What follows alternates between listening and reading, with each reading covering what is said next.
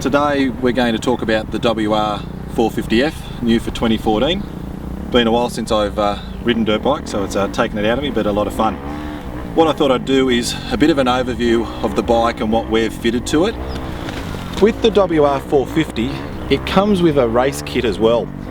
The race kit's really good. It has different brake lines, different front brake master cylinder, separate wiring looms to get rid of all your switch gear, all your wiring harnesses, different tail light, and it really lightens the bike up. It's really great that a brand brings this out standard, so you can buy the bike in full road trim, or you can get it delivered in race trim, all with genuine stuff from Yamaha. So this bike's got the race kit on it, which as you'll see, it's got no switch blocks. It's just got the button for the electric start and a button for stop. The rear subframe's gone, the steel part of the subframe that holds the tail light, that's gone. Obviously the subframe's still there. And it just takes a lot of weight off the bike. First thing is Pirelli Scorpion MX Extra X. Got these tyres front and rear. It's my favourite tyre on any bike. It's a good tyre, great wearing, good puncture resistance. Just seems to work well in all terrains. It just doesn't matter what you do with this tyre, it's good. We also run heavy duty tubes inside, again for that puncture resistance to pinching the tube against the rim. We've got a few little bling things on here, just rim lock, fasteners and things like that. That's just a bit of bling. The main thing to point out down here is the larger disc. This is a States MX product. It's a really good kit. It comes with the disc and the adapter for the caliper, and it really makes a difference, especially for older guys or guys who are getting a bit of arm pump these days, and really easy to fit. Down here, genuine Yamaha disc protector. What's good about this disc protector? It suits the oversized disc. Front forks, we've got Racetech 0.5 kilo springs in there. Just better for my weight at 100 kilo. I like to change the valving. I go for quite a plush valving setup, but with the heavier springs, and it's really nice on the small stuff, but really got good bottoming resistance, and it's been a formula we use with a lot of success in the shop. So full front fork modification, some fork bleeders, just good to let the air out when you stop and make sure you're not getting any fork air build up or pressure, and very easy modification. I like my handlebars really high. I find that it helps promote standing up for me. So I have my bars really high. So I've got a Scott's undermount steering damper, and then I've got Renthal Ricky Carmichael high bend bars. That gives me a good 1.5 inches of rise over standard, and really helps prevent lower back fatigue for me. So again, for taller riders, this is a really good setup. I'll just talk about the steering damper for a tick, because it's a big question. Everyone talks about steering dampers. They're not essential. For me, I love it. I find the Scott's to be the best. It's speed sensitive, so on slow moving turns you don't feel it. On a big hit you do feel it. The easy way to explain steering damper, it's suspension for left and right. So again, what I find is if I lock my knees onto the bike and really hang on with my legs, over rocky terrain I can really concentrate on letting go of the grips and know that it won't deflect or rip out of my arms, because this steering damper really sucks that shock out. So again, saves on fatigue. I find I can ride longer, ride faster, and I don't get that jarring to my shoulders. There's a choice of handguards. You can have your closed-ended handguards. I like open handguards. I just like that open feeling, so I run open-ended handguards with bar ends just to save the grips. Adjustable billet levers. There's a range of options with the levers we do for the bikes. From Renthal, which is on this, to genuine Yamaha, to again States MX. States MX is doing some great products for WR at the moment. Billet foldable levers for $49. So things like that, it's just a nice little addition to the bike, stops your levers braking, and they look pretty cool.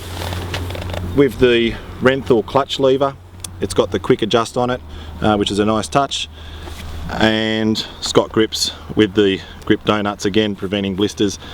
This stuff really helps to make for a longer ride, you know, the steering damper and some good little creature comforts. It really extends the amount of time you can spend on the bike during the day, especially if you're not as fit as you used to be like me. Coming down here, genuine Yamaha radiator guards. Interesting, they're made by Force, so Australian company, good product. They're a radiator guard and brace. They brace back to the chassis as well. The advantage of the radiator guards, side impact damage is one of the biggest causes of radiator failures, and also then back damage. If you fall, generally the hit will come diagonally into the bike this way. These guards prevent backward bending as well as crushing, and it stops rocks etc. hitting into the front of the radiator guards. Bash plate, genuine Yamaha. In the shop we support genuine Yamaha all the time because they always make those products as they develop the bike, so the products always fit, they always work, they don't fail, and they're really cost effective. So they're in line of other aftermarket products, but they're the genuine products, so they really fit well. Continuing along, hammerhead brake lever with the brake snake. Brake snake prevents it that if we hit a rut or it gets caught, that lever can only go so far, but I can still push the brake comfortably up and down. Pivot pegs. I love pivot pegs, having a bigger foot. What pivot pegs do, with the wider pegs, if your boot sits here, the pivot point on your boot is at the front of the peg, obviously, if the peg is rigid. This means, especially for shifting, you're pivoting on the front edge of the lever. With the pivot pegs, you get a wider lever, but it's pivoting from the middle of the peg still.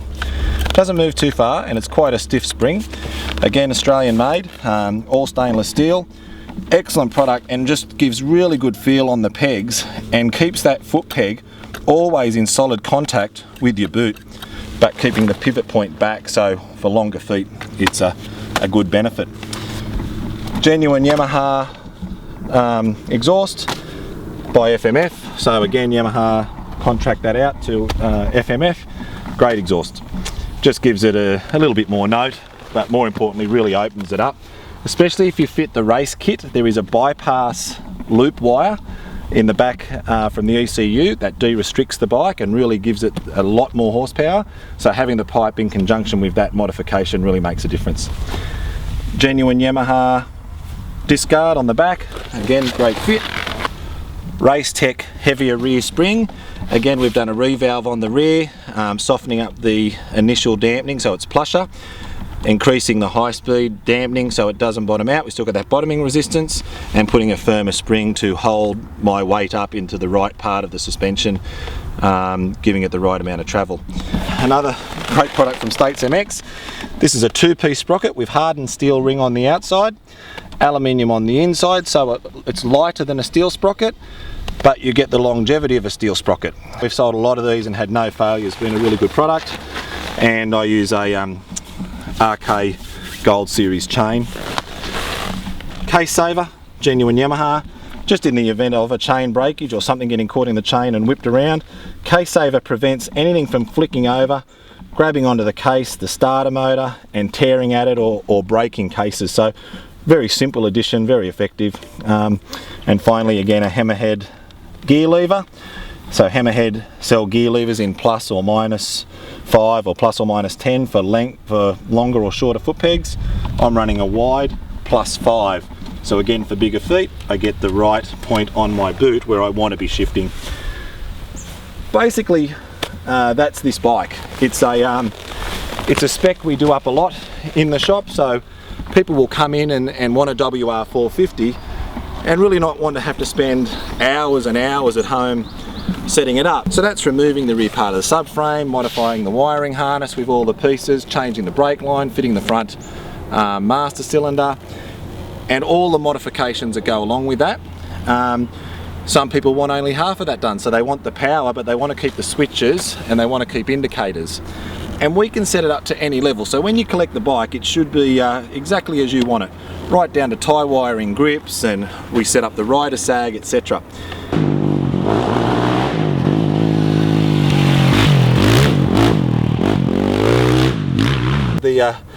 The way it takes the small hits is just phenomenal. Power comes on beautiful from the bottom right through, and just keeps revving. With that race kit, so much weight's removed, really transforms the bike. Steering damper, the whole package. This is a really exciting bike. If you've got any questions, give us a buzz or come into the shop. Fantastic motorcycle, absolutely made my day. Thanks guys.